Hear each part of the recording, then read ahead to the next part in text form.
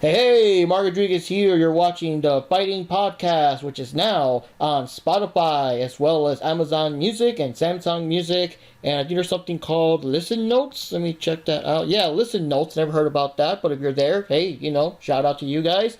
And apparently, based on the analytics here, New York is our biggest fan. It used to be the country of Belgium, but now it's New York. So, hey, shout out to the New Yorkers out there. But of course, as usual, I am not alone. With me are Ninja Panda 1980. And this is Johnny Madriz. And coming back. It's been a long time. It's great to be back. Rikki Roxx, the god of thunder, the lord of rock and roll, back here. Great to be back. Looking forward to this one. Been too long, guys. Been too long. Yeah, so today's episode we're going to be talking about one of the biggest video game franchises back in the time when Street Fighter 2 was like the biggest game, started the whole fighting game franchise, the whole fighting game craze. And every other game out there was seen as a copycat or, whatever. Like, it was, like, nothing could compete with Street Fighter until this game came out that was different enough to start its own legacy and even have its own imitators now. We're talking about Mortal Kombat, the very first Mortal Kombat game, as well as the very first Mortal Kombat 90s live-action movie. And here we go. So to get things started, since Rikki hasn't been here in a while, if you could tell us your experience of how you first encountered the Mortal Kombat games. Ooh, boy. First. Well, I remember what it was like everybody else back then. When I was a kid, I didn't play a lot of fighting games at all. I really was amazed by Street Fighter 2 when that came out, like everybody else was. I remember seeing that, and it was like this revelation in video games. So I messed with it, but I wasn't good at it. I'm still not great at Street Fighter, any of them. That was the kind of game I'd see it. I would definitely drop a quarter or 50 to 75 cents into it every time I passed by a Street Fighter 2 arcade cabinet, but I never, I was not fanatical about it. I played it on Super Nintendo, wasn't great at that either. I was able to beat it once back then, but that was kind of by accident even. It definitely wasn't skill, so I wasn't really a fan per se. And then I remember seeing the commercials and hearing people talk about this new game where they were like, it's like Street Fighter, but really, really violent. And that would have been, what year did the original come out? 93? I'm trying to remember. Let me check this out real quick here. It must have been real early.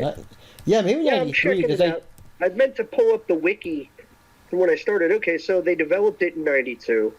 So yeah, one thing that actually, what shocked and amazed me more than anything, and this is like one of the tiniest, most obscure things ever, was when I saw the artwork for the original game. First game came out in 92. I remember seeing the artwork in the magazines, not the digitized sprites, but like the cartoon character portraits of like Johnny Cage and Sonya and everything like that. And I remember seeing the art credit for John Tobias, and that he was one of the co-creators of this hot new fighting franchise. I knew John Tobias he was the penciler on the real Ghostbusters comic book that Now Comics put out in the late 80s. Oh, I remember those. He got off it really early. Like, I think he left around issue 15 or something, and he wasn't the original penciler, but he did a chunk from, like, the early issues up until, like, 18. 18 or 20, I think, he was on that book.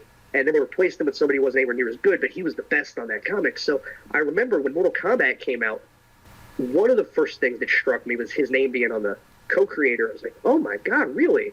That's neat. So 93, if you guys remember too, that was like a moment in time. Because, all of a sudden, like, violence and media and whether it was corrupting kids was like a flashpoint moment. Because you had Beavis and Butthead was on MTV, and people were screaming about that. People were saying the kids were lighting fires and shit. You had, the rap music getting real popular, and people saying that was inciting violence as well. And then you had this video game where these characters were like ripping arms and legs off. If you were a kid, these things attract you the more people tell you to stay away from it. So I remember hearing the scuttlebutt, seeing the commercials, thinking, well, that looks pretty cool. I only ever played it a couple times in the arcade, though. We almost never really went to the arcade. There was one at the mall, but then right around that time, it got shut down shortly after that. So I didn't get to go there that often or play it that much, which was unfortunate. So I dipped into it, and like everybody else, was like, wow, this is really cool with all the violence and the blood and everything like that. A little over the top. I really started playing it more when I played it at my buddy's house on the Genesis, though, the home version. And it was really notable to me for being with enough time to actually sit and practice it. It was actually the first fighting game I was able to beat the computer on. So that was like, took me, a few hours to figure it out. I was playing it on the low setting, but I didn't have anywhere near as much trouble with that one as I did Street Fighter 2. So I was like, okay, well, I don't know if it's better, but it's something I'm definitely better at playing. So this is cool. So every time I go over to my buddy's house, like that was one game I always made sure to play was the Genesis Mortal Kombat. Yeah, well, my story, I'll try to sum it down because I think I've already mentioned it before in another podcast. But yeah, I was still in high school back then. And I had these friends that were big on, like, comic books, and, around that time was, like, the whole death of Superman, Jason Todd died, Spawn was becoming a thing, so it all kind of hit around that same general, time frame, like you were saying, like the violence was ramping up, There were rumors that some new villain was going to break Batman's back in a couple of months, and all that kind of shit, So, yeah. He lived closer to this arcade that was kind of far for us. It was in a video store. And so he came back the next day. This was before I even heard of it from any magazine or anything. He just came over like, dude, like I found this brand new fighting game called Mortal Kombat. And it's like, it's not, animated stuff like Street Fighter where they're kind of like cartoons. It's like real people, man. And they hit each other and blood splurts out. And then they got these secret fatalities or something. Because it's like finish him. And this dude did some button whatever. And the guy like legit ripped his head off with the spinal cord still attached. And it's like fatality. And, like he basically... Like, they should have hired him to be the spokesman, But I was like, holy shit. I was like, damn, this sounds fucking awesome, And, the funny part was, my brother and I lived near a small, a small grocery store that had arcades in there. And we were there often enough to, like, be there whenever the arcade guys would come and, take out the old ones, put the new ones or whatever. So we got excited when the guy said, like, yeah, we're going to bring a new one next week. It's, like, that bloody one, that bloody fighting one. So my brother and I were like, oh, shit, here we go. Because this was one we lived near. We could have constant access to that game. So imagine our disappointment when it was fucking Time Killers instead. And I still remember the guy saying, because I was like, Time Killers? What the fuck, dude? Should have been Mortal Kombat. And the dude's like, what, want everything in this world? Like, oh, man. Johnny, do you have any memories of your first encounter with the game? Well, basically, the novelty that the game had pure actors instead of like animated drawings. And yeah, the game was kind of gory and violent at its time.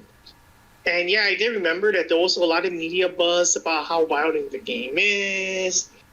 That, people were going nuts. It was crazy. The game, it's too violence, and then the whole SNES, their censorship, and, they made a big deal out of how the SNES had to censor it because it's too violent, and, then the Genesis had their uncensored version of the game, but it's crazy. It's crazy to, oh no, but wasn't Genesis still censored? But you had to, enter a special code, like a password. Yeah.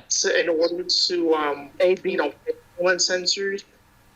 Yep, the ABACAP code. ABACABB, if I recall. Yeah. Yeah, there was a special screen that said something about, like, our code of honor. You must follow a code or whatever. But I was like, hint, hint, put the code here. Yeah, so... Yeah, they purposely made it the easiest code, too. That was good. They were like, we want you to know the code. They didn't make it complicated. Now, I forgot exactly which was the first arcade store. I guess it was that place that you told me, that you said, Mark. Yeah. Yeah, we didn't it's have... been a long time. Yeah. I probably... In my mind, I thought that was the other place, the grocery store was. No. We were stuck with Time Killers. I mean, we rarely... Remember, that store was very far, and we only went there because it was close to, like, thrift stores and stuff. So whenever we went shopping, we would go there. So we would go there, like, once or twice, to see it there. But it wasn't until we got to Mexico that, like... More arcades had Mortal Kombat there, so it was easier to get access to. I think that was, like, the first time I was able to play the game long enough to actually beat the arcade mode at the arcade, because it's, you know, it's just easier to get there at a daily basis as opposed to this other place that was, like, you know, pretty far. Okay, yeah, we were at one Star Castle arcade, and then there was a contest going on at the other Star Castle arcade. I forget for which game. A friend of mine wanted to go, so we walked over there, and we saw this arcade machine that looked kind of like Pit Fighter, you know, live-action digitized characters, and the two characters that were on the screen were Liu Kang and Johnny Cage at the time, and I remember the screen going dark and hearing, "Finish him." And I remember watching, you know, Johnny Cage in this Jean-Claude Van Damme Bloodsport-style costume duck down and just knock Liu Kang's head clean off. We were all just freaking out. We're like, did we all just see that? Did we really all just see that? We're like, yep, we saw it. And we found that, you know, we discovered, hey, that was Mortal Kombat. So, you know, came down the road when the home consoles were coming. I went ahead and picked up the Super Nintendo version, which unfortunately I call the Dean Ambrose version, and my buddy picked up the Sega Genesis version, and yeah, that was pretty much my first experience with the game. So just last thing before we get into the actual game itself, I think most of the media thing really started once the game actually came home. That was the big thing. Because in the arcade, I mean, yeah, I think it kind of went ignored. Because you know how it is in the arcade. It's just kind of, okay, give your kid $1 or so and have them, like, fuck off while you do your actual shopping or something. But once it finally came home and parents were like, wait, this was what you were playing at the arcade all them times? You know, then it became a big media thing and a big, you know, the politicians talking against it. And actually, that's what started the entire video game rating system. I think Mortal Kombat for the Genesis was the first MA13 or whatever rating they gave it ever. While the SNES version, as we already mentioned, you know, was censored in general, which of course that was like our biggest real first example of video game censorship to that degree. And I want to say though, the SNES version, I mean, the graphics looked better and I believe it played better, but it just lost out because of the blood and the fatalities and stuff. Like if they did like the Genesis thing, where at least it pretends to be censored, but then, like, there's a code. I mean, it would have probably be the Genesis version, because the Genesis one just, I don't know, man. The graphics were whatever. The music were basically like MIDI files, you know, like it was just crap. It just won out because, like, oh yeah, this one's got the blood and fatalities, man. Well, that, and there's a bit of a joke for any sort of music historian on that. So you've got the Sega Genesis, who has the code Abacab as the unlock the fatalities code and everything. Abacab was actually a song made by a group Phil Collins was in called Genesis back in the day. So there's actually kind of a hidden gag in that as well. Oh, geez. So enter the Genesis code on your Genesis for the blood, huh? And speaking about Jean-Claude Van Damme, I think you can kind of go into the history, one of you guys, with the inspiration of the game. I only found out about all that stuff way later on, man. Like, you know, that was... I wasn't, like, shocked to hear about it. Like, oh, originally it was going to be, you know, like a game based on him, and, you know, but then that fell through, but then Johnny Cage was kind of loosely inspired by Van Damme. But I only found out about all that, like, way later on. Yeah, originally this was going to be Bloodsport, the video game. It was going to be based after the Jean-Claude Van Damme's famous movie. Now, the catch is, of course, we already know Jean-Claude Van Damme ended up, you know, posing the deal with Capcom and couldn't really, you know, live up to the engagement of doing a live-action game for a rival company. So they went ahead and snatched that idea, but they went ahead and decided to keep the, you know, the live action framing technology and turn it into the Mortal Kombat series that we know and love currently. Now, let me see here. Oh yeah, another oddity about the game, of course, is that you could actually order a comic book off the game. Like, if you guys just watch the screen, which is kind of difficult because everyone's, of course, playing the game all the time. You know, you got to go at a time where it's kind of dead still. So if you go there in the arcades, you know, in insert coin mode, and you kind of wait for all the, you know, the visuals or whatever, they have an ad with an address there. You can actually write down the address, you send $1 over to that address, and you get your free Mortal Kombat comic book, which kind of gave a general synopsis of the, what do you call it, of like the overall plot and everything, and the characters and stuff, which is kind of cool.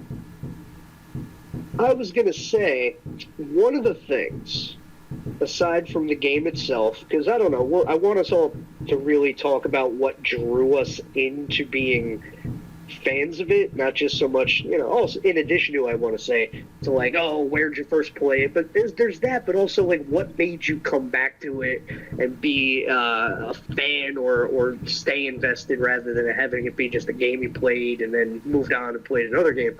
Because like I said, Street Fighter is something that everybody loves and I definitely appreciate, even though, to be perfectly honest, most of the Street Fighter games I only played for the first time like 2 years ago when I got that collection.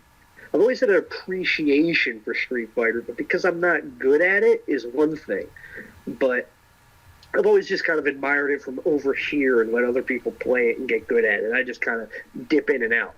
But for me, one of the first things that separated Mortal Kombat from Street Fighter wasn't just the violence or the gore or the digitized graphics. All that definitely gave it its own identity. But for me, it was the lore.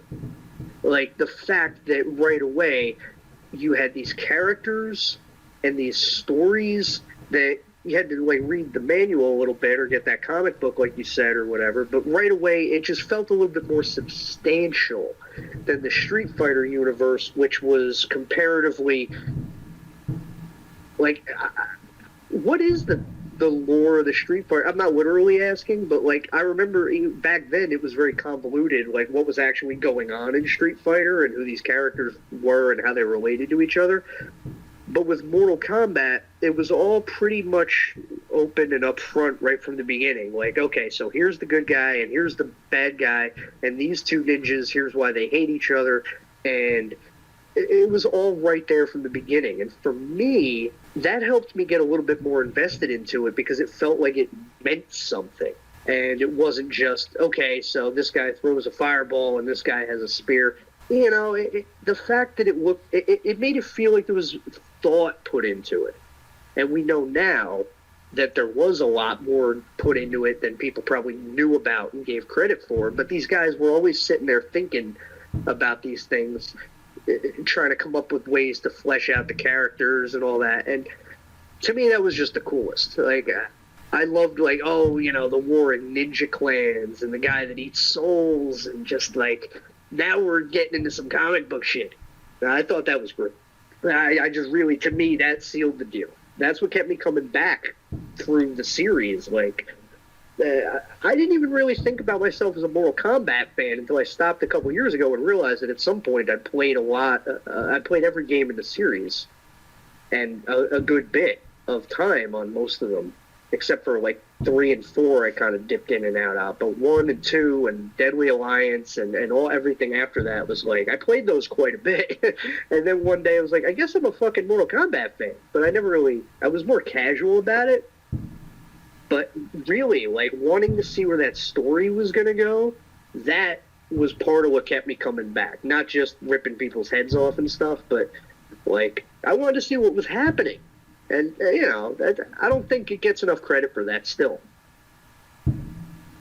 Yeah, and that's another thing. For me, it's because Mortal Kombat was a lot harder to play than Street Fighter, gameplay-wise. So that one I wasn't really, like, fighting against people. That one I was more determined to, like, get to the story mode and beat the boss and see what's going on. I found Street Fighter 2 to be easier to get into and, actually beat people with it. But Mortal Kombat, like, I don't know. And then, of course, the mystery of the fatalities, like, to see them all and everything. Because back then, you didn't know what they all were for each character and whatever. And stuff like that. And, Of course, the rumors, like, the nude code and shit. Oh, yeah, I remember that. And then, people falling into the pit and stuff like that. But yeah, the lore helped out. The magazines did a good job doing the lore, and also, like, the game itself had actual profiles for the characters, which really helped, because even Street Fighter 2, the game itself had no profiles, and the manual gave you, like, basic whatever, but here in the actual game itself, you had character profiles and motivations, and I also feel that, Motherfucker, I'm holding in my hand, I dug it out just for this podcast. You're gonna have to Google it. I'll probably send a picture of it to you or something, but in my hand, you talked about the magazines helping flesh it out. Yeah. I got this from a buddy of mine because he had a Genesis, I didn't, so I used to go over to his house to play it. And this was in an issue of Game Pro. It was one of those inserts they put in. Game Pro Strategy Guide for Mortal Kombat. 16 pages of killer combos, strategies, and tricks, plus hidden characters and other Mortal Kombat secrets revealed. He gave this to me when he got bored of it, and I didn't even have the game. I just loved flipping through it. And it had, right away, it talked about the storyline and who all the characters were. It told you the Genesis code on page 132, technically. It was page 4. And then they show you visuals on the special moves. It just like pictures, screenshots, little cartoons. Not by Tobias. That was disappointing. It was like some knockoff guy doing the... Yeah, I remember. The art for Electronic Gaming Monthly or Game Pro, where almost everyone had like the gritted teeth and stuff, right? Yeah, it's like I said, I might, if you can't find it on Google, I'll send you a picture of it. But yeah, they talk a little bit about the bonus round stuff, how to unlock Reptile, all that, or not unlock Reptile. You know what I mean? All the secret stuff. Yeah, how to place them. Yeah, there's the thing, Reptile on the back page. Like 10 million points for one fight. Yeah, but so that was like, I dug it out just to look at it for this podcast because, yeah, the magazines, not only did you need to read the magazines to know how to do the special moves, that helped, but that was another thing too. Back then with no internet, like there was 2 ways you found out how to do the fatalities or even some of the special moves. It was either the Playground or Game Pro, Electronic Gaming Monthly, all that good shit. And yeah, it's more immediate now with the internet, but I gotta tell you, I don't know, man. I still have books and like literal actual books, like 300-page books all over my bookshelf. I have a whole shelf full of the old cheat books. I know some of you guys probably remember, like Ultimate Nintendo Strategies and shit like that. I don't know. There's something to me that's lost when now we just go online and look it up, but actually holding a magazine or a book in your hand or like, passing it on notes at the cafeteria or whatever, to me that was more fun than just going on GameFAQs and looking it up, Yeah. But yeah, I do that, but I'm like, man, I kind of wish that Scary Larry or Sushi X was telling me this shit instead. Oh, I remember Sushi X and Scary Larry. Yeah, he was the shit. I love that guy. Like, they all had their different guys, but Sushi X was, like, the fighting game guy. Mm-hmm. That's what I miss about the magazines, too, is that they all had a guy for everything. You guys remember, there was always a guy who did sports, right? And it was the guy who was the fucking RPG nerd. And it was the fighting game guy. And there was the racing game guy. And so, like, but they would all review the same games. So you got, like, these 4 or 5 different people's perspective on every game that came out. So, like, that was another thing that made me play shit like Mortal Kombat and Soul Calibur, was I'd be reading the magazines, and I'd see, like, okay, the fighting game nerd at Electronic Gaming Monthly, he likes this game, obviously, but holy shit, the fucking race car review editor who hates fighting games, he also likes this fighting game? Wow. Okay, that gives me something to think about now. And again, that's something I feel like it was really cool about that era and how we got our information, and it's kind of lost now. Because now we get so many opinions from so many different angles, and it's like, what do they all mean? But it was very truncated and streamlined and to the point back then. And, getting on one page of a magazine, getting 5 different opinions, but all kind of saying the same thing, it gave you confidence that, okay, this Mortal Kombat game, this is something I might want to... Never been into fighting games that much, but, man, if everybody likes it, okay, maybe I'll give it a shot. Yeah. And you were right. One of the things that Mortal Kombat also got us into it was, like, the lore. There was more lore, because Street Fighter 2... At least back then, before what we know now and all the overcomplicated, Bison changing bodies all the time, or all that complicated shit. But back then, it was pretty much Bison has a tournament, you have to win the tournament, and by the way, he killed Guile's friend and he killed Chun-Li's father, and that's kind of sort of, and Sagat is angry because, Ryu gave him the scar, but that's pretty much what you knew, But I feel that since Mortal Kombat had a smaller cast, it was easier to get everyone involved with each other. Because, like, Street Fighter, like I said, Chun-Li and Guile are for revenge. Ryu and Ken kind of have a rivalry over who's the best, while Sagat hates Ryu. But then it's kind of like, and Blanca's there too.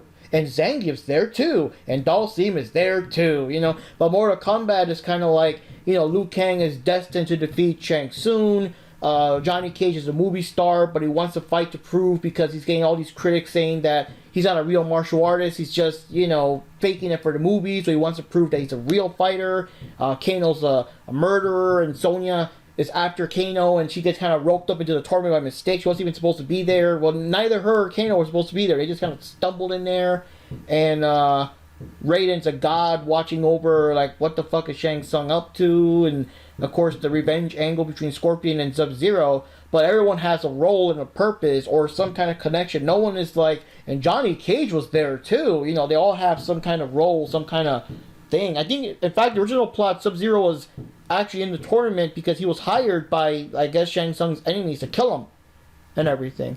And then when you get the comic book and everything, the comic book goes deeper into the lore of, like, these. It wasn't as fleshed out as it is now, but it still kind of got that idea that there's, like, this, you know, these big tournaments, and the great ancestor Kung Lao used to win all the tournaments until now Goro. Oh yeah, that was the thing. I don't know if they did that in the, or they got retcon later, but apparently the Mortal Kombat tournament was a legit regular not to the death tournament. It wasn't until Goro killed Kung Lao and Shang Tsung took it over that now it became like this bloody to the death kind of thing, you know. And it, you know, and as you know, he gains the souls of the losers and gets more powerful and stuff like that. This was before we ever knew about. I think I've heard that. Panda, can you confirm that? About the tournament? That it wasn't a blood and guts tournament until Goro and Shang Tsung showed up. Yes, that is confirmed. They corrupted it. Yeah, they actually did corrupt it because it was originally ran right up until Shang Tsung and those other guys took over. It was originally ran by the Wuxi Academy, which Kung Lao was from. And I'm not sure, I believe Kung Lao defeated Shang Tsung at some time, so when it was like the next tournament, well, here's my buddy Goro, bitch, and everything to get revenge. But, and at this point in time, this was before, you know, Shao Kahn was a concept, so as far as we knew, you know, Shang Tsung was like the Bison of the series. He was the big bad, and, you know, we didn't know he was actually working for someone else and all that bullshit. So back then, it was like he was running the whole show, as far as we knew. And that's something it's interesting about it, because they've gone very deep into adding layers and texture to the lore over the years. Like, you know, now it's kind of hard on a given day to tell even, like, who's the really, really, real bad guy? Like, what is it, Shang Tsung, or is it Quan Chi? Like, who's really, like, who's worse than this? Who's the real worst bad guy here? Because it's getting a little... But at the same time, though, when you actually, like, play the games, because it gets hard to explain and keep track of, yeah, to a point, but, like, when you play the games and it's all right in front of you again, it starts to make a little bit more sense, and then, like, it's complex, but not necessarily complicated, I guess. Yeah. Oh, it's like, because I when they went with the time travel thing, the first time I saw that with the reboot back in 2009, and the whole fractured timeline or whatever, I saw part of it when my wife was playing it for the first time. I have to let her get done with them first before I can play them. And so she was playing it, and I was kind of like in and out. I wasn't there for all of it. Sometimes I'd be at work or whatever. But like, oh, great, they're going back in time and retconning the whole thing. That's kind of dumb. But then I played it for myself not that long ago, and then the next one. And it's like, you know, I kind of like how they did it. Part of me was kind of like expecting that they would just tell a streamlined version of the first three games, which they did, but they also did some revisions and took it into some places where, you know, it's a little iffy or whatever. I'm never a huge fan of revisionist history or retcons or whatever, but I didn't hate what they did. I thought I was going to have more of a problem with it. Like, I liked how they explained everything. Like, I'm a big Sub-Zero mark, so Like, I didn't know that he was Noob Saibot. I didn't until I played that one. I was like, holy shit. Because a lot of it goes over my head, or I forget. Because I don't just play fighting games. If you guys saw my game shelf, it's, like, ridiculous. And I jump around from shit like a madman. I was saying recently on the one forum, I got done with playing the Arkham series for 4 months straight. And then I started jumping to a bunch of old early Genesis games. And now I'm playing Red Dead, so there's no rhyme or reason to how I play games. I just play whatever. So in the mix of all that, I've played 99% of the Mortal Kombat games, but a lot of it has kind of brushed past me or gone over my head. I didn't read the comic books and things like that, so I know maybe more than the guy on the street, but I wouldn't say I'm an expert at the lore either, But so, yeah, I'm still learning things and going, oh, that's cool. I really liked the story of the reboot. I really, really, really liked that game. We'll talk, obviously we're talking more about the original stuff, but you have to talk about the whole series as well. Yeah. And, it did give me, like... God, these fireworks are really going crazy now. Like, what the fuck, guys? We're way past 4th of July now. It's like they're emptying out their entire stock that they had left over or something. Yeah, I would say, like, it gave me a similar feeling. It really took me back to the old days playing the reboot. And 10 was good, too. I haven't played 11 yet, unfortunately. Now, one thing I do want to point out, one of the little retcons they had, because, again, first game and all that stuff, was that at that time, Raiden was not like the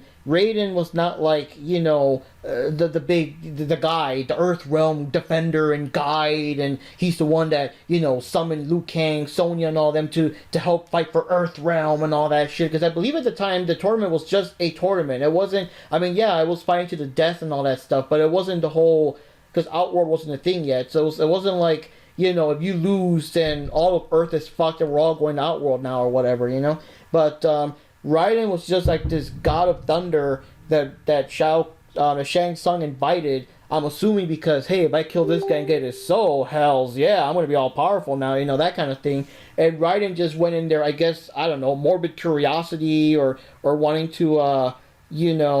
stop whatever Shang Tsung corruption, whatever he's up to, But that was the thing. He was just a god that was just invited, and he wasn't like the Earthrealm hero, whatever. And in fact, his ending was almost like a bad ending, because his ending in the original game was that if he wins the tournament, he'll take it over, and now the tournament's going to be a tournament of the gods, and so it's like all gods, like it destroyed like the world and the universe and whatever, and it ends with saying have a nice day and all that. So that was kind of funny. So Mortal Kombat 2 was the first one to really retcon the whole thing and make it into, Raiden's like the defender and he's summoning these guys to help and all that shit. But even the first comic book, it was just Raiden showing up and it's like Shang Tsung, talking, you're invited to the tournament, or do you fear me? And it's like, I fear no mortal, I shall be here, and that kind of crap. But he wasn't like the role that we know him as today, which again, like what you mentioned, that really installment weirdness there. But that's one of the cool things about when you get to do a sequel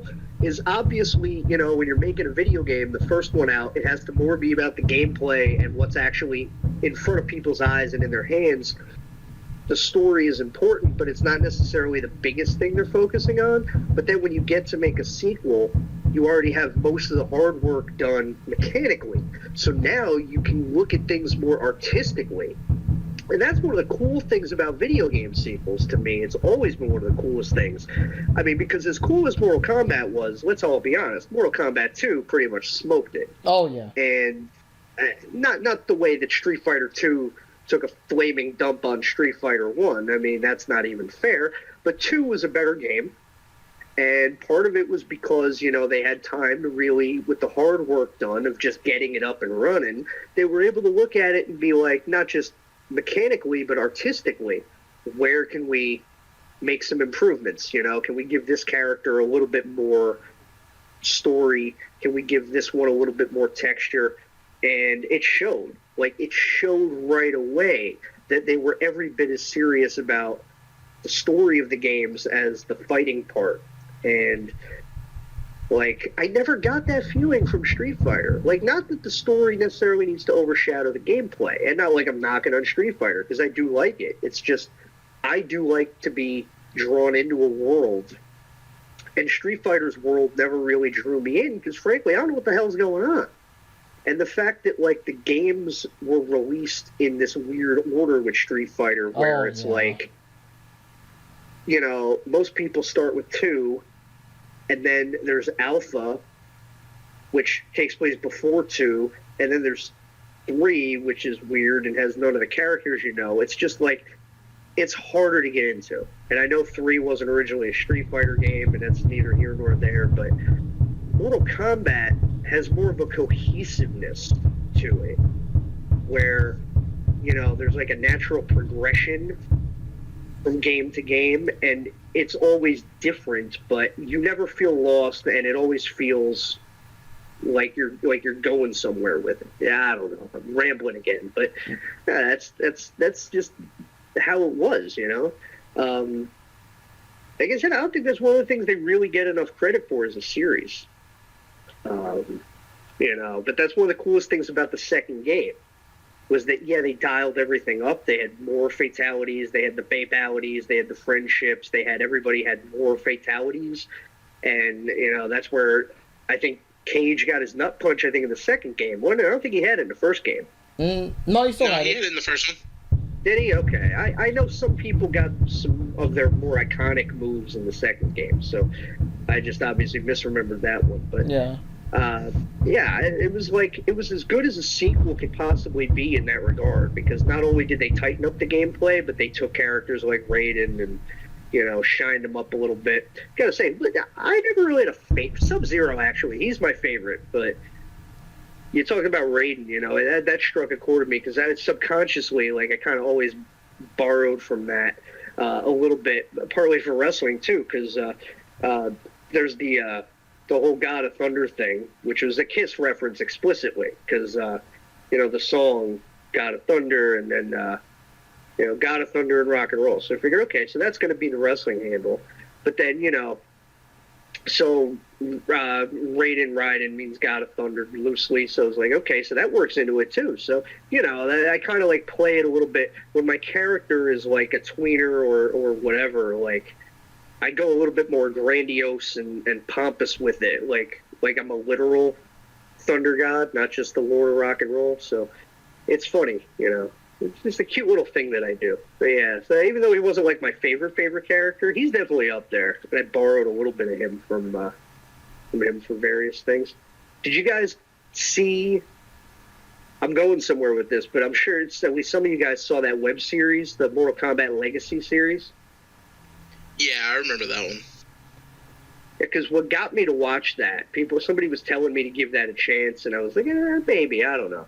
And then they kind of know what stuff I'm into, so they sent me the Raiden episode. And I'm like, holy shit, this is the coolest thing I've ever seen in my life. I know a lot of people didn't like it, it was controversial, but I thought it was the one where he got locked in the mental hospital? Yeah. Oh, dude, that one was awesome. That's the coolest fucking thing I've ever seen. It was like Mortal Kombat, directed by visionary director Zack Snyder. That's what it felt like. I think if Zack Snyder did fucking Mortal Kombat, it would be that in 10 minutes. Oh god, I loved it. It was like people, they weren't like getting it when I read the YouTube comments on it. They're like, he's the Thunder God, how could this be happening? It was like, well, like, you know, he's manifested in Earth realm, so he doesn't have his full power set and everything, and plus they fucking tranked him and doped him up before he could, like, do anything. Like, he just fell out of the sky. I'm like, did you watch the fucking thing? I don't know. I get mad sometimes. That was the coolest fucking thing I've ever seen. And that made me go out. I got the Blu-ray for that show. I thought it was, you know, I thought they could have done a little bit more with it. Especially if they had a little bit more money, but I thought the heart was in the right place, and I thought the way they approached the material in general, like, I thought it was better than the fucking real movies in a lot of ways. Yeah, it definitely was right until it got to season 2. That's when it kind of went off the rails a little bit. Yeah, I always saw the first season. Well, that was when they, that was when they put in, I believe it was Casper Van Dien as Johnny Cage when they replaced the original guy that did it. And yeah, I like the actress in the first season. They had 7 of 9 in there as Sonya Blade. I thought that was cool. Like, they shot that whole thing. They had, like, They had her for like an hour or some shit. Like they had her for no time at all, and she was like, "Well, I don't even know any martial arts." They're like, "That's okay. You're just gonna shoot at people. People are just gonna mark out because you're 7 of 9 and you're playing this famous video game character." And that's absolutely correct, because I was like, I was so enthralled, I didn't even notice she didn't fight anybody. Yeah, like, and the funny part about it, yeah, everybody was complaining about Raiden in the insane asylum ordeal, but I'm just like, all right, if you remember where the original idea for Raiden actually came from, then you'd probably lose your mind if you saw that too. I was, man, I don't know, man. I watched it again, like, every once in a while. I just put that specific short on, because, like I said, I love the whole first series that they did, but that was my favorite for sure. And anybody who hasn't watched it, like, I don't know if you've seen it, Mark, or I've heard of it here and there, but I haven't. Check that out as soon as we're done. Yeah. I was freaking out, and I thought it was good production value, too, for, like, a web show. And I thought the story of it was cool and tragic. And, you know, it was a twist on the classic version of the story, but I don't see how it necessarily contradicts anything. I could see it going from that right into the game. I don't have a problem with it. Like, I get told all the time that I need to suspend my disbelief more and be more flexible, but then I see people, like, shitting all over that thing. I'm like, well, what the fuck did you people watch? They're like, oh my God, you know, he shouldn't have even been able to get locked up in the fucking insane asylum. I was like, all right, I think you guys need to sit in the corner and think for a minute, because it ain't me. It ain't me. Oh, man.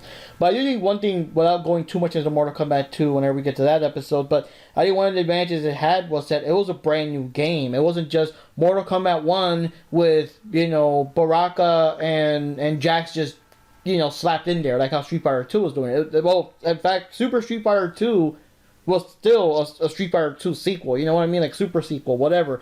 But Mortal Kombat, I think, got more attention because more of the, you know, blood is bad controversy stuff.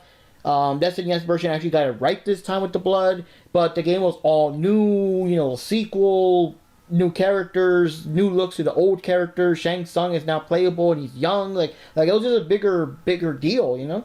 Oh yeah, I remember, like, that's where the series really started to take off, was with 2, because, you know, obviously it had been in the culture for a little while, but then you started to see a lot of the merchandise. Now, one thing I do want to call bullshit on, because I'm you know, on them, you know, I ain't mad at them. I just want to call some obvious bullshit that they said at the time to try to get around all the protests and the screeching. So, because a lot of parents were pissed off. They're like, well, I don't want my kid playing this game where you rip people's heads off and cut them into pieces and rip their hearts out and everything. And I think you guys are enticing kids with it, and I think it's wrong. And they would always be like, well, it's not for kids.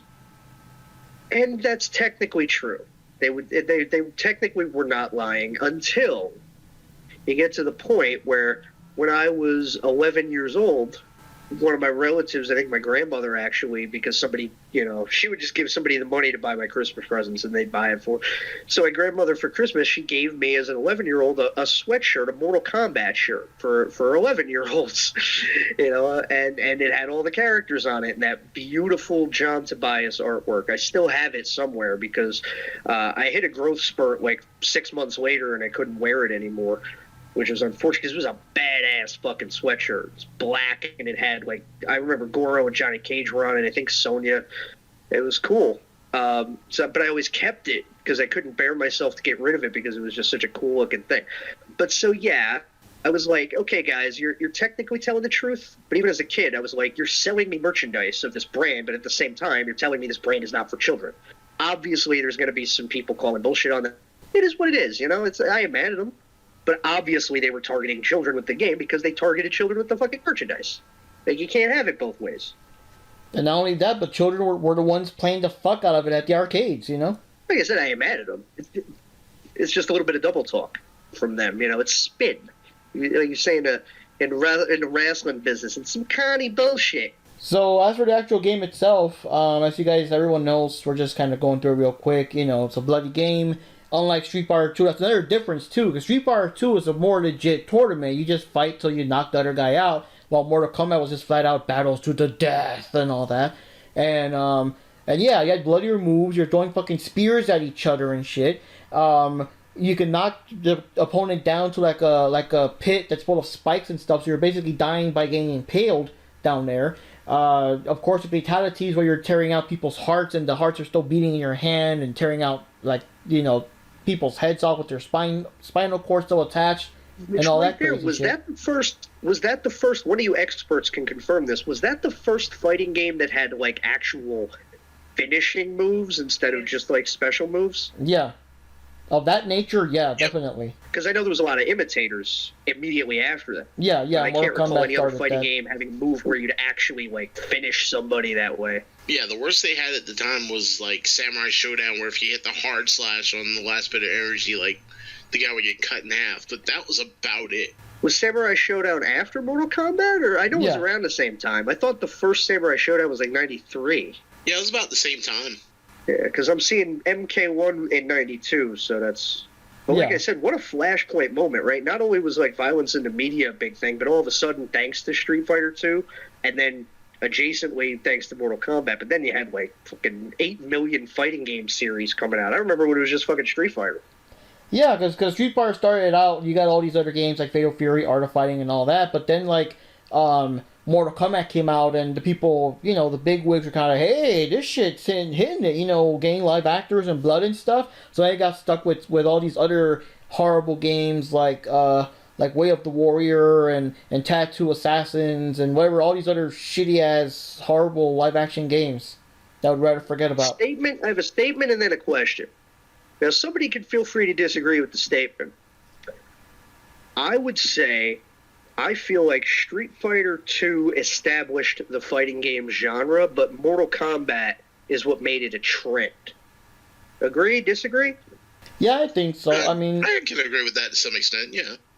I feel Mortal Kombat helped in a way that, like, make it more different. Like, okay, you want to jump into the fighting game craze, but Mortal Kombat proves that you can do that, but without copying Street Fighter 2. Do something more unique. Like, now it's a genre. Street Fighter 2 was a popular game, but when Mortal Kombat came out and was also a hit, that's what I mean by this. It's like, okay, I think developers and fans now looked at it like, okay, well, this is a type of game. It's not just this one cool game that came out. Because like you said, it didn't specifically copy Street Fighter, because there were other fighting games in between Street Fighter and Mortal Kombat in that year or so. But, the Street Fighter clones didn't really set the world on fire. I think Mortal Kombat was what took it to that next level and officially marked it as the next big thing. Yeah, that's true. That's true. Because when Street Fighter came out, obviously now it sounds ridiculous. We got so many different kind of games. But back then, when it came out, it was seen as this one unique game. And if you make some other kind of game that's kind of similar, then, hey, you're just a ripoff. You're just a copycat, But yeah, Mortal Kombat defined it as an actual genre now, where you could have all these different games like Samurai Showdown and King of Fighters and stuff that are not seen as Street Fighter copycats. They're seen as like a fighting game, as fighting games are now an established genre alongside shooter games and racing games and whatever else. So yeah, you're right. Mortal Kombat did kind of separate that. And my question would be, because we're talking about things that established Mortal Kombat and gave it its own identity, which is huge. It's huge because, like we said, there was other fighting games that came out between Street Fighter 2 and Mortal Kombat, but they didn't really click. A lot of that being they were too much ripping off Street Fighter, and it was painfully obvious. But one of the things that obviously gave Mortal Kombat its unique identity was those digitized sprites, taking the real actors, digitize them.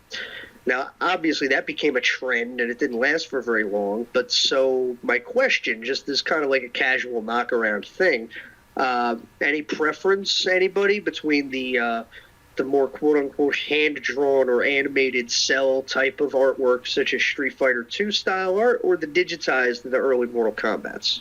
Oh man, Or do you just not care? That's a tough one, because the thing is, it's kind of hard to say because in retrospect, obviously the animated version, the animated style outlived the actor style. That whole thing died down. That was CGI.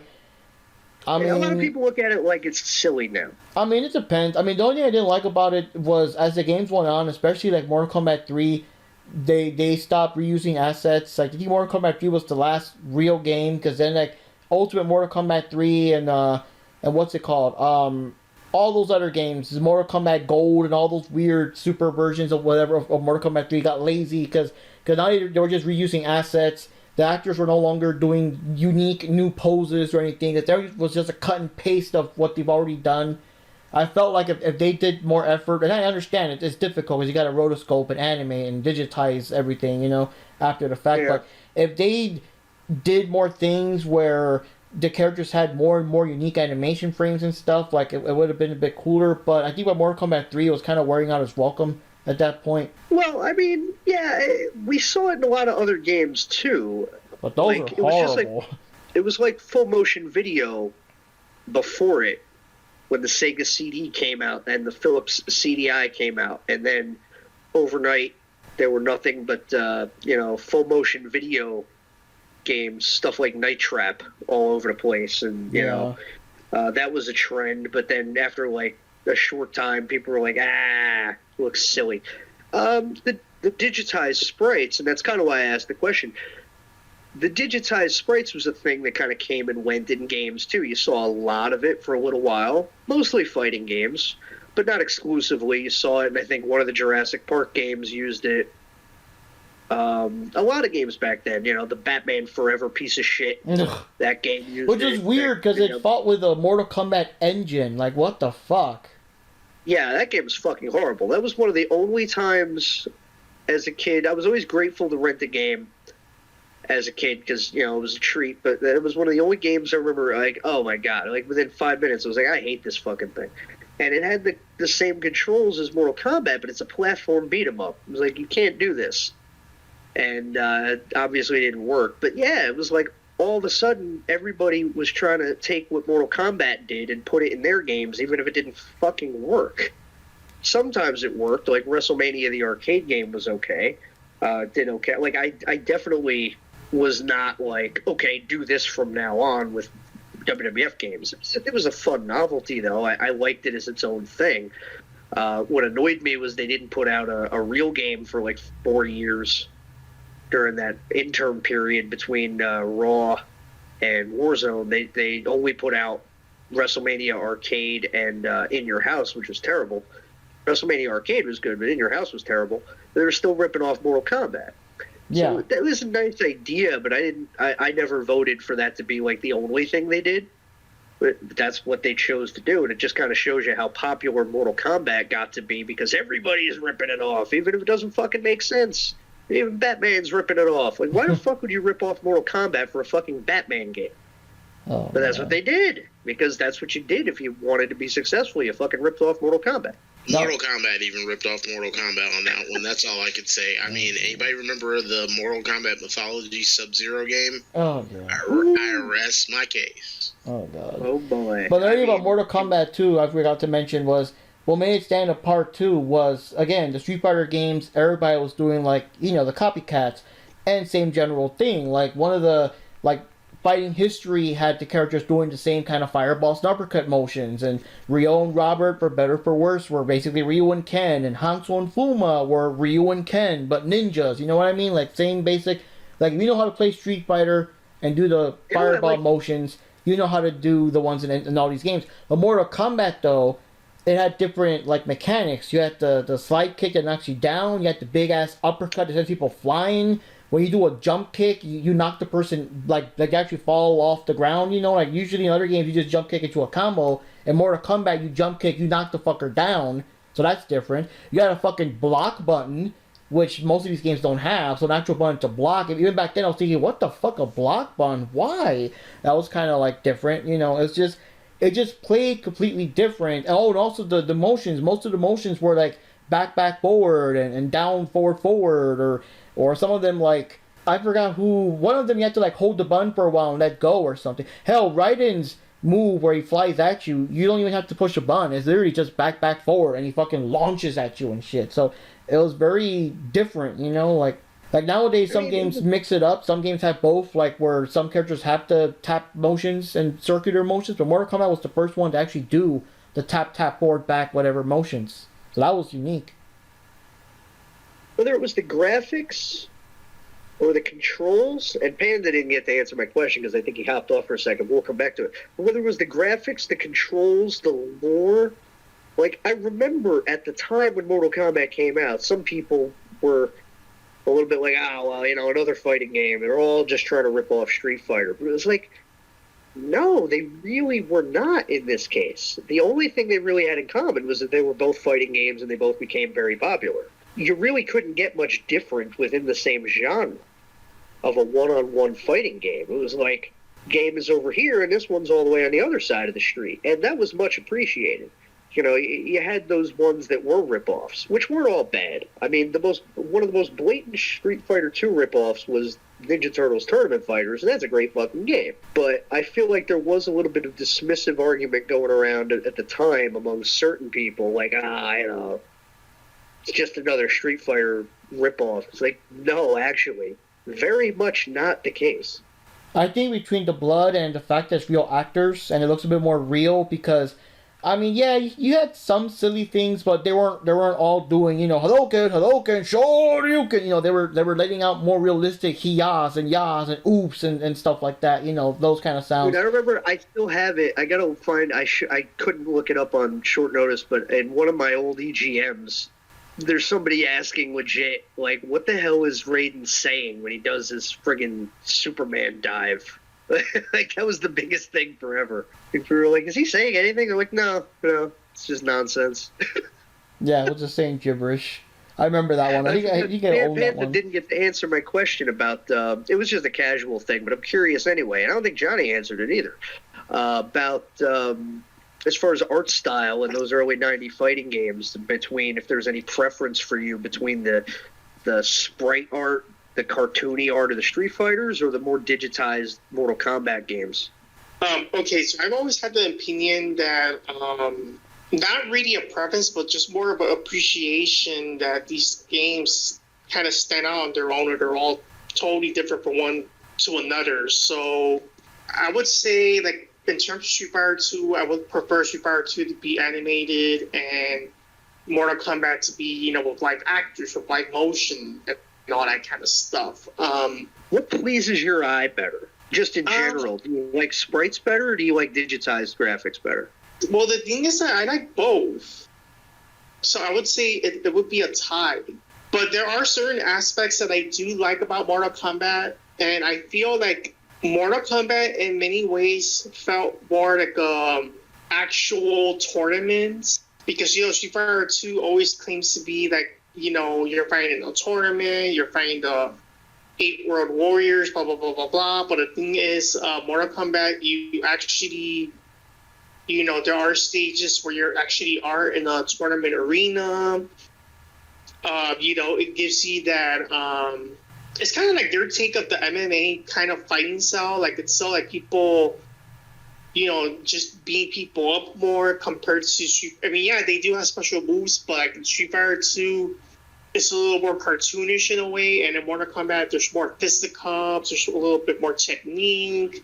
You know, people, you know, try to grapple people and stuff like that. And then, of course, you know, it does have a lot of reference from the Bloodstorm game, you know, movie, I'm sorry. So, you know, you really do get that feeling that you're really fighting it till the death. It kind of gives you a little bit of a UFC type feel of the game, if that makes any sense. I think the graphics really do kind of lean into that, because, like, they are digitized and it adds to that reality a little bit more of what you were saying. I think it definitely leans into the whole aesthetic. You know, the whole thing has, like, a darker tone to it, and so, like, I feel I like the soundtrack too. Oh, yeah, we got to talk about the music. Yeah. Mm-hmm. Well, before we get into that, I do want to add to that real quick, like what Johnny touched on, what I forgot to mention, but that's a good point. Because in Street Fighter 2, like, it's a tournament, I guess, but you're fighting in all these weird areas, And sometimes, yeah, there's people there, but it kind of feels like it's just two guys that just broke down to a random fight, and the people are there are just people that are just random onlookers. Like, hey, look, these guys are fighting. But like in Mortal Kombat, all the stages, or at least most of them, look like an actual tournament and different parts of the same general area of, Shang Tsung's island. I mean, there's even parts where Shang Tsung himself is sitting in the background and he's clapping along, with whoever wins and all that shit. It really builds up to the anticipation. It's almost a preview of seeing like who's the guy who runs the show. I think in the older Street Fighter games, because all the lore and all that crap was almost non-existent, it would have really sold it more if there was some stage where you're fighting and Bison and them are just watching you from the background or something. But yeah, the stages help a lot. It really does flow. It's almost like you're watching, like, I guess, like Enter the Dragon or something like that. Like, it really shows as a tournament and not just random fights that are just happening in random locations, but it's a tournament because, the instruction manual says so. Mortal Kombat sells it a lot better. As a kid, I honestly never really thought about it that deeply in either game's case. I really didn't. But yeah, you're absolutely right. And like, it is one of those things as I got a little older that I appreciated more about Mortal Kombat. Is like, there was that more cohesive feeling to it in that sense. It did actually feel like, okay, this is a tournament these guys have been invited to take part of, and it's not just like okay, so first you're going to fight this person on a military base, and then you're going to fly all the way over to China and fight this other person here, and then you're going to fight this other person in a Japanese bathhouse. It's like, this is a very oddly structured tournament. It is. And then the second tangent I want to go on with that was that I kind of feel like all of this that we're saying is why Mortal Kombat lent itself more easily to a movie than Street Fighter did. Because with Street Fighter, to make that into a movie, you got to take all these moving parts that, let's be honest, even at that point in time, the creators had not fully established and nailed down yet. They were still making stuff up about the Street Fighter mythology as they were going along, and they didn't actually sit down and pen to paper a lot of it. So they were still kind of making it up. And then all of a sudden they have to do a movie, and it's like, so how do you do the movie? What's the story? How do you put these moving parts together into one thing that we can make fit into one time and place? Well, we don't know. And you saw how they did with that. Not too well. But Street Fighter was that thing. But then Mortal Kombat, even though the movie obviously made some changes, which I guess were mostly keep the time down and things like that, because really the few big changes, you could pretty much just say, well, they didn't have time to go into the whole deal of it. Like the Scorpion Sub-Zero retcon or whatever. They hand-waved that in one sentence just to get it out of the way, because anybody who played the game knows, is like, don't they hate each other? Now they're both working for Shang Tsung, and it's like, well, we don't have time to get into all that. So they're just brainwashed now, and so they're both bad guys, and that's it. So, but I feel like the movie, for what it was incredibly, what I call spiritually faithful to the original material. I felt like they did a really good job translating the story, and you see like all the connective tissue between fights of them roaming around the palace and the island and how they get from place to place, and it's like, it made me appreciate the games more, seeing the movie and then going back to it, and it's like, well, because I know we got to talk about the movie. Yeah, we're gonna get in there. I still, to this day, I still think one of the best pieces of spin-off business that any franchise has ever had. Maybe not the greatest movie in the world, but just like if you're trying to adapt something to a completely different medium, especially something like a video game, which is, I'm mostly of the opinion that they don't work as movies, because I think a movie is missing a lot of what makes a game a game. Right? Even if it has more of the story element, there's that interactivity element that's missing. But like, the movie created the same feeling of the game, the way that the first Silent Hill movie did for Silent Hill the game. And it's very, very, very hard to do that, to watch a movie where it's like you feel like you're now in the game, or in some part of the game that always happened just over there off screen in between what you were playing. It's not the most fantastic movie in the world, but it definitely blew me away when I first saw it, because I was not expecting that. Yeah, getting into the movie, we can kind of get into there too, but because we were going to discuss it anyway. But yeah, I think one of the biggest things, which again ties into the lore, especially the comic book lore, because, oh, dude, I don't know, even as a kid, even before I knew what continuity was, I was a big continuity nerd with all that stuff. I like all the stuff that makes sense. You know, I'd be the person that would point out if, I don't know, if Chun-Li likes Ryu in one thing and then she likes Ken in the other, I'll be the, but she likes Ryu in the other thing. You know, I'd be the one to, like, point that shit out. So, I want to know how Ken got his scalp sewed back on. Because yeah. The last thing I saw of him was in that one comic where they had Ryu at his Ken's scalp mailed to him in a box. That was awesome. Oh, God. Yeah.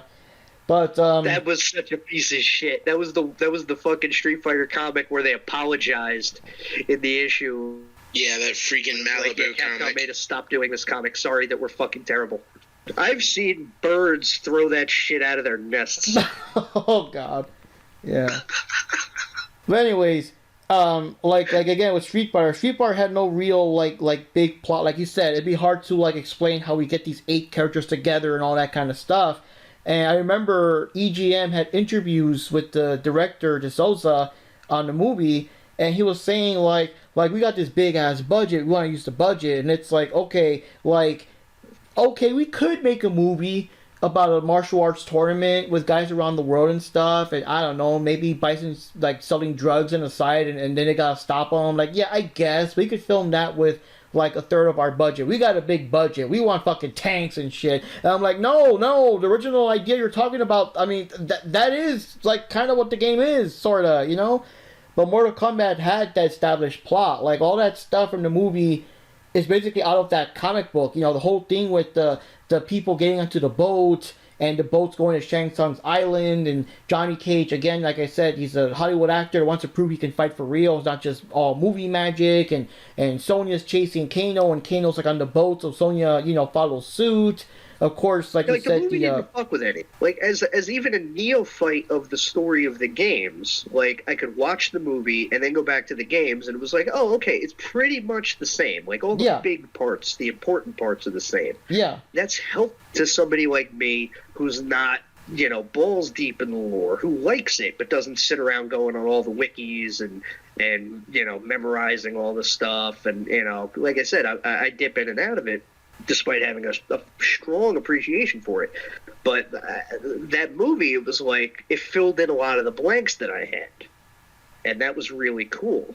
You know, talking about Bridget Wilson, talking about filling blanks. Oof. Oh, God. But you remember, I don't know if you guys heard this rumor.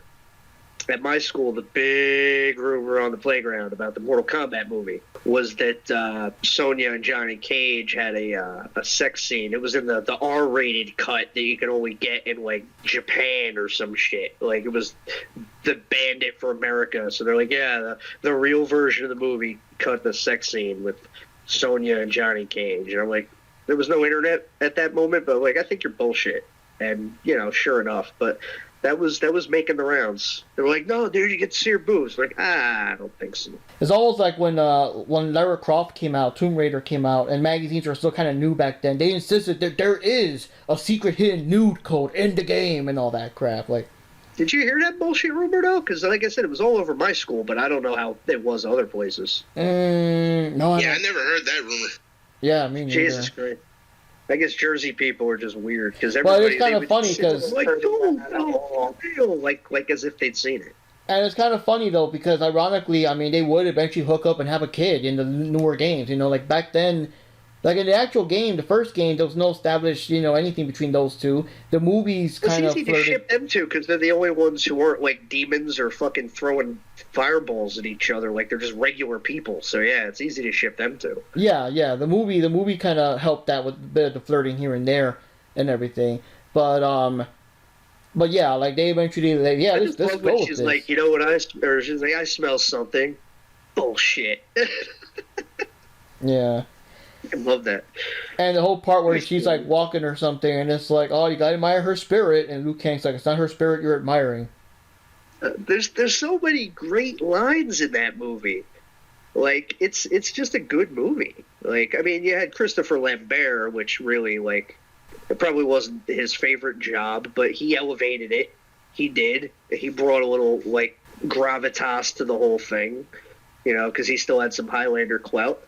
And that was cool. I mean, you know, they said Connery turned it down, but it was like, I think that worked out better. I can't see him as rated, but, you know, I thought Lambert knocked it out of the park. I thought the cast was perfect. Like, I was about to say that the actors actually look really good. They actually match the characters from the game for the most part. Yeah, I wouldn't change anybody except, like, maybe they could have gotten somebody for Sonya who looked a little bit more, I don't know, like, it could have been, she was a little lanky, like, she's really lanky, but she's not bad looking, like, she's obviously blonde and athletic and everything. In my head, I see her a little bit maybe shorter and a little bit more muscular, but, I mean, even that, like, Bridget Wilson was fine, like, I there's nobody I would even really... There's nobody I look at in that whole cast like, nah. There's usually one person. Like, I had some big problems with the casting of the new movie. Like, I would change at least half of those people. Some of them I liked a lot. I thought Sonya was pretty good in the new one. I guess more the villains maybe I didn't care for. But there was, like, it was 50-50. Original movie, I thought everybody was great. It's like, yeah, when we saw the that's one of the things that maybe not like the sequel right away. It was because it was like, oh, it's mostly new people. Fuck this. Well, I mean, yeah, for me, it's always going to be the original Mortal Kombat movie. You know, that's going to be like the movie for Mortal Kombat. I don't think that. Even my dad liked that movie, and my dad did not like martial arts type stuff, and he knew jack shit about video games. But even my fucking dad was like, that's a cool fucking movie. Well, I mean, to tell you how good it was, the actor that played Kano actually ended up making the storyline being retconned into what it is today. Because originally, Kano was from the UK, and then after his role of playing Kano, they retconned that and made him Australian from the rest of the games on out. That's it. I didn't know that. Yeah, like, there's a lot of weird background. There's a lot of weird background shit to it, too. Like, you talk about the story lore. They even make a story lore to where it makes you play an older game. Because if you look at Johnny Cage's clothes in Part 2, where he's got, like, the blue knee pads and everything, and the gear that has Cage running down the side, he looks like he's part of some sporting event. If you look into his background story, he originally got famous because he was the winner of a game called Smash TV, which was an actual video game that you could actually go back and play. So he was the player one guy from fucking Smash TV. Oh my god. Oh, wow. I did not know that, but holy shit. So Midway was playing fucking jokes all the way from the beginning. Because I think Midway did Smash TV, if I remember. So it's like, wow. Wow, we're on some fucking red pill, blue pill shit here. Yeah, this podcast goes deep. I mean, the only thing that kind of... Oh, I'm sorry. Last one. Raiden's actually a pickoff from the character of... Oh, God, I forgot the guy's name. But he was originally in Big Trouble in Little China. If you ever see that movie, there is a deity character who comes out, looks exactly like Raiden, almost dressed like he is an MK-11, but the guy does nothing but shoot lightning everywhere. It's insane. Yeah, I mean, that's the first thing I thought when I first saw Raiden in the game. I'd say, oh, dude, just like those guys from Big Trouble Little China. Like, exactly. You know, I have that movie, but I never watched it yet because I'm a fucking lazy bastard, so I gotta get on that shit now. You know, the funny part is... excuse me. The funny part is, like, every time I see it on TV, like, I have never seen the full movie from the beginning. I always catch it, like, on the part where they're actually on the big rescue mission and they fight, versus all the weirdos, the guys with electricity powers, the guy that swells up, the flying head thing with the eyes, like, all that stuff. Like, I only make it to that part, the big rescue mission till the end, till they fight Lo Pan or whatever, but I never actually seen it, like, right from the actual beginning to, like, how Kurt Russell character got, like, involved with all that stuff. Isn't it weird how shit like that happens? Like, to this day, I've never sat down and watched Batman and Robin from A to Z. I know I've seen the whole movie, I'm sure, in pieces, just from other people having it on and just me trying to tune it out because it's horrible, but it's on. I know I must have seen the whole thing by now, but I never sat down and actually watched it because I can't, because I'll die. But yeah, it's weird how shit is like that sometimes. It's like Back to the Future. Back to the Future 3, for the longest time, I've always only turned on the TV just when they're doing the whole big final set piece of them, like, trying to get the train to go back in time and, Doc Brown hanging off and all that shit. But I've never seen the whole thing until, like, years later. You know what's weird with me? is a long time ago. I hate to even say that, but then I realized it would have been like 2005. So yeah, it was a long time ago. Jesus Christ. I played Eternal Darkness Sanity's Requiem on GameCube, and there's a part in there where like you got to set a clock to 3:33 because that's when like one of the murders happened in the house or some shit. Ever since then to this day, almost every single day, if I get a compulsion to randomly look at the clock, it's always 3:33. You've been marked, man. It's weird. That's a great game, by the way. If you have a GameCube, you have to get Eternal Darkness Sanity's Requiem. Or if you're a fan of like Lovecraft and like the Cthulhu type mythos and stuff like that, you have to play Eternal Darkness. It's fan-fucking-tastic. Total random tangent there, but that is a great game, and I put it over whenever I can. Yeah. Oh yeah, but that game will mess with your head. Let the sanity meter fill up and watch what happens. Oh yeah. Oh my god, in the best ways. The best ways. Oh god, like the fucking the save delete. Like until I remembered what game I was playing for a fraction of a second, I was like, motherfucker. The save delete. No, this game's just game brilliant. acting like Great it just job, cut off. Literally, this is. It should have been called "Fuck Around and Find Out," the survival horror game. That's what it should have been called. That's gonna be the next one, Mark. Write it down, or yeah, it's got to be fucking the Eternal Darkness podcast. That's the next one. Oh god. Boy, why I have things to say. Now, one thing about the movie, again, because I'm the continuity guy, with it, the only one that kind of bugged me about Mortal Kombat, I mean, yeah, they did do the line to explain why Sub-Zero and Scorpion hate each other, but now they're working together or whatever. But the thing I didn't like was that they made Reptile a literal reptile creature thing, and unfortunately it was CGI, you know, because back then CGI stuff was, ooh, new, innovative, all that bullshit, but it's like, oh, that's the only thing that really dates the movie. If it wasn't for that, if they used a prop or something, it would have been better. But the weird thing is, so he gets into like somebody's corpse or something and becomes Reptile. And then when you beat him, of course, he crawls back out and he just like, Liu Kang just stomps the shit out of him like if he was a giant bug or something. But that's the only thing that kind of killed me because I'm like, no, he's supposed to be an actual guy that you fight, you know, I mean, not like... didn't specifically contradict much of what we'd already seen in the games, which was very little up to that point. It was definitely not what I expected. But you took the words right out of my mouth on all that shit because, like, I was going to say the very next point that I was going to make was that I thought about it for a minute. The only thing I could think of about the first Mortal Kombat movie that I didn't enjoy thoroughly was the way they handled Reptile in general, but specifically the CGI. Like you said, it dates it horribly. And, like, oddly enough, like, what I think of immediately whenever I see that movie is I think of the fucking Yoshi puppet in the Super Mario Brothers movie. And as cheesy as that is, I would be like, I'm like, well, I mean, even if they were going to have Reptile be bouncing around as a reptile at all, I mean, I prefer it looks something like that at least, and not like that thing they came up with in the actual movie. It's some of the worst PS1 level CGI you've ever seen in a fucking movie people paid money to watch. It's laughable now. Because I know it's based on a video game, but he looked like really objectively, it is laughable now. I mean, it's a silly premise. And it's over the top, but that's the only thing. Whenever I look at it to this day, where I accept it, I understand it, but I still just kind of. I mean, on that part of the movie, I guess you could technically say New Line Cinema had a reptile dysfunction. Oh God. Oh Jesus. I loved the fight scenes though. Yeah. Oh, that's what I love the most. So, like, just the badass hand-to-hand kung fu stuff like you would see in the classic martial arts movies and everything. Yeah, the choreography was good. Yeah, I was about to get to that part, though. Like, you gotta admit, though, yeah, sure. The CGI on Reptile was crap, but when he finally formed together and he kicked up and he started attacking Liu Kang, like, everybody in that movie theater just in unison, as loud as they could, they were like, oh, shit, you know, when they just saw him come across like that. I didn't see it till I rented the video, but, like, same reaction.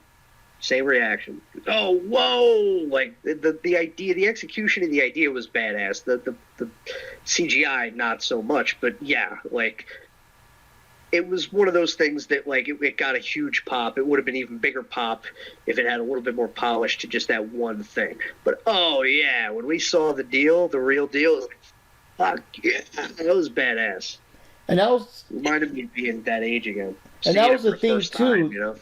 That was the thing too. That not only did Street Fighter like have this weird ass overcomplicated plot with the whole Bison having all the hostages and they gotta go save and all that bullshit.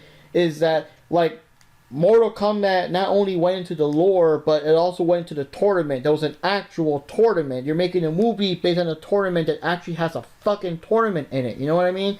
Like Street Fighter was about like saving hostages and military crap. And also, like, I mean, the fight choreography, like these movies, the Street Fighter movie and the Mortal Kombat movie, we talked about how the games couldn't be more different with still being in the same genre because they're so different. The fucking movies are miles apart as well, not just on an acting level. Although technically they're just like the games on every level. They're polar opposites, except that Street Fighter 2 is good and Mortal Kombat's also good. But the movies, you got Street Fighter is one of the worst fucking video game movies ever made. It can be entertaining, yes, but it's badly made. It's just objectively a poor product. And then on the other hand, the Mortal Kombat movie is one of the, to this day, still the best video game movie. One of the top 3 easily. Better than the fucking remake that they just did. It still holds up. And part of that is the fight choreography. I mean, yes, it's cheesy and over the top, but the Mortal Kombat movie had good fights. It really, like, they got you pumped up. You wanted to get up and, like, act them out. And maybe some of us even did that, when nobody was watching. But plead the fifth, governor. But anyway, so you go back and you look at the Street Fighter movie, and like the people who made it even admitted that they chopped the whole thing to hell for various reasons, and that like it's just the dirt worst. The fights in that movie are the fucking dirt worst. It's so badly edited, and just there's no flow and structure. These things matter to me partly because of what I do, because as a wrestler, that's what you do, is you do fight scene choreography. That's the reality of your job. You're on the fly with like 15 minutes notice. You're blocking out a fight scene for a movie that you're going to go out and play out in live action for 10 to 30 minutes. I can't speak for every wrestler, but when I watch a movie and a movie with fights in it, I need it for things to have structure and flow and make sense, or I start to get irrationally angry for no fucking reason. But it's just because these things bother me because it's what I do. So like, it's just something that stands out to me when I watch any movie, but especially a movie where the whole point of the movie is people fighting. And that's where Mortal Kombat succeeds, whereas so many other movies in general fail, but especially other movies based on fighting games. It's like they don't have the gravity of the fight scene choreography. And I hope this is all making sense. It's just this is how it comes across to me. Yeah. And like I said, that's the advantage of it going more to the lore, because the Street Fighter movie had so many characters to juggle. I feel like they shouldn't have even tried to cram in the Super Street Fighter characters in there, but they just crammed everyone in that fucking movie. And there's way too many plots and subplots and meanwhile this and meanwhile that going on that you barely get good fights because Blanca's the guy's fucking buddy. That was great. Yeah, but I mean, there's just so much shit. So, like in other words, you don't have time to see a legit, like, let's say, Ken versus Balrog fight to see, like, the boxing guy against the martial arts guy. But since Mortal Kombat actually goes into the actual tournament aesthetic and stuff, you get to see Sonya versus Kano, you get to see Sub-Zero versus Liu Kang, and Liu Kang versus Reptile and stuff like that. You get to see the actual fights, and not just like, with all these subplots going on. You get to see them actually go in the tournament, because the movie actually is about a tournament. It makes sense to see some of these tournament matches and everything. I definitely want to say God bless Raul Julia, though, because he was the only thing that made that movie even halfway watchable. He did a great job, and he tried his best not to let anybody know he was sick and all that. And I will never get tired of shitting on the movie, but we have to be fair as well, and we have to be honest, and we have to give credit where it's due, because, nobody told that guy he was in one of the worst movies ever made. Yeah. Nobody told him. Don't give so me, God bless he him. played the hell out of M. Bison. Now, given in everybody's defense on the Street Fighter 2 game, I know we've been shitting on it a lot, but in its defense, and Mark, you should know this too, their story writer wasn't even there anymore. After Street Fighter 1, he had actually left for SNK, yeah, which is why there's a more story-driven, I guess, more of a sister type game to it, which is Fatal Fury. So, like, literally Street Fighter 2 came in with no story. It was just popularity of the game, and they just kind of let it off the rails from there. Like, as far as the US one, it was downright horrible. Like, it took the animators from, I think, Witch Hunter Robin, were the ones that did the Street Fighter 2 animated movie and actually gave it some story lore to help kind of push it along. But yeah, that's a great movie too. Yeah, but Mortal Kombat definitely was a good Was a good movie, had a good fighting lore. It was almost Enter the Dragon it was a superpowered Enter the Dragon. Like, Yes. that's the best way I could put it. And either way you look at it, it was badass. Now, The only thing missing for me, and it would have taken them another 10 minutes of, it would have made the movie 10 minutes longer, and they would have had to figure out a way to write it in somewhere. But to me, the only thing that feels blasphemous about the Mortal Kombat movie, and the only thing where I feel like it's a missed opportunity, is I wish they had just stuck a Sub-Zero versus Scorpion fight somewhere. I understand I don't even have a problem with them both even getting killed off the way they were. It's just, to have them both there and not fight each other felt wrong, feels wrong. Watching the movie, I don't really think about it. But as fans of the characters and the story behind them, I do think, like, man, that just, God, it would have been so good to see that in live action. Because you see it in the games, and the games are built around it to a degree. And it's like, you don't get to see it in the only really good Mortal Kombat movie, so that feels like a jip. That's the only thing I would change, though. That's the only thing I would change, is I would have found a way to write in, like, maybe they're trying to kill, like, Johnny Cage or something, and it gets botched, and then one of them blames the other, and then they end up fighting for a few, and then Shang Tsung steps in and stops them from killing each other. Something. Just that. It's the kind of thing that doesn't bother you until you start to think about it, and then you're like, now, wait a minute. That's actually bullshit, though. I don't know. No, what's funny is they actually do it later in a TV series that's got nothing to do with Mortal Kombat, but it's got the majority of the Mortal Kombat, either the digitized characters or the live-action movie characters in it. It was a show called WMAC Masters. I used to watch the hell out of that fucking dumbass show. Yeah, so you had a fight between Richard Brandon and Chris Casmassa, who was actually Scorpion and Sub-Zero from the movie, which is why on that one fight scene, Chris Casmassa, like, kicks Richard Brandon in the chest, and then he stands there and looks at him and he goes, "Come here." And that's why that randomly happened, because of that, because everybody wanted to see that fight scene between those two. That's insane. I never knew anything about any of that, and that's incredible. I used to watch the hell out of that show. You know why? Because it was like, I liked the whole concept of them being like, there being like a martial arts league with championship belts. That was the only thing. It was like, okay. Because as a wrestling fan, it's like, oh, okay, that's neat. And I liked the whole thing where you beat the guy and you got to collect their fucking star or whatever and put it on your belt. I don't know. It was neat. It was dumb, but it was neat. I liked it. Yeah, they even doubled down on the humor on the fights. Like, okay, you had Ho Sung Pak, who was the guy named Superstar, and then you had that big black guy, Hakeem Alston, who was in the Mortal Kombat movie. He was the one that Shang Tsung... He was the first guy that Shang Tsung took his soul on the island. So you had the video game version of Liu Kang versus the random guy that got his soul taken fighting Liu Kang in the movie. So, like, they kept, like, cracking those little inside jokes that if you weren't into martial arts or you didn't see the movie or play the game, you wouldn't have got. But then once you get into that type of stuff, you look at it, it's like, oh, that's I haven't thought about that show in years until you brought it up just now, and I had actually forgotten that I used to watch that. I think, didn't it come on maybe in some areas? Didn't it come on after American Gladiators or some shit? Yeah, some areas it came on after American Gladiators. For us, it came on after... Oh, Jesus, what did it come on after? Oh, that terrible Darkstalkers cartoon. Oh, yeah. Fuck me running. Yeah. No, because I remember watching it, like I said, just because, it kind of was like, it was like a pro wrestling show about guys who did kung fu or whatever, I didn't know anything about any of the people on it, though. I just thought that it was like a neat idea. Kind of disappointed that it didn't last longer than it did. But yeah, wow, you got me reeling here with some of these things, because that just shows, like, wow, I had totally even just kind of dismissed it and hand-waved it as just like some thing that they threw together for Saturday afternoon TV. But apparently, there was a lot going on that show, and a lot of booking for the smart marks. And that's just fantastic that they would even fucking bother for something like that. That's neat to me. It's like you said, who's even going to get that except people who are, like, reading, like, I know they used to have actual martial arts magazines and shit like that, so. But yeah, wow. I was taking martial arts at the time, and I'm sitting there and I'm looking at a martial arts book, and they're saying something about Herb Perez, who was the Olympic Taekwondo champion at the 96 games at the time. And they're like, yeah, he's going to be in some sort of cartoon TV show. I'm like, a cartoon? That doesn't make sense.